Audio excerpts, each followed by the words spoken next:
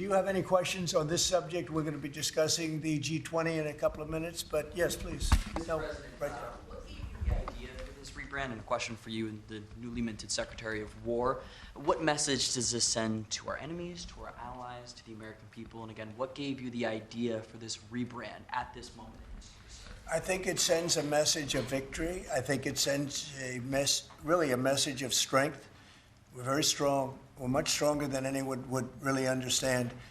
And again, you know, having the great equipment, we have just so much better. You look at all of the, just any of it, submarines as an example. We're 20 years ahead of anyone else. Nobody even compares. And I let a lot of this happen in my first term. You know, we totally rebuilt our military. Then, of course, you had that catastrophe in Afghanistan where they gave up a lot of the equipment, but a relatively small amount, but a lot.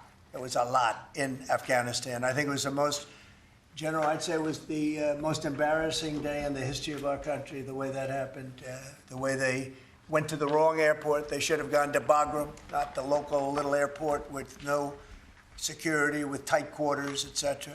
You know what happened. I think it was the most embarrassing moment in the history of our country, frankly. That was under the Biden administration. That was terrible.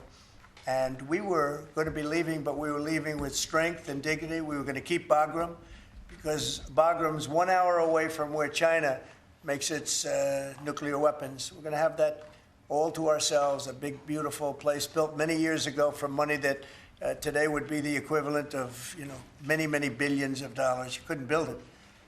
The longest runways, the most powerful runways in terms of load capacity.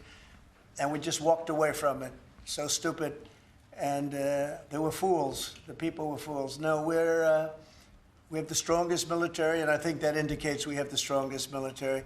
And, you know, we had it, and we won World War I, we won World War II, we won everything before, and as I said, we won everything in between. And we were very strong, but we never fought to win. We just didn't fight to win.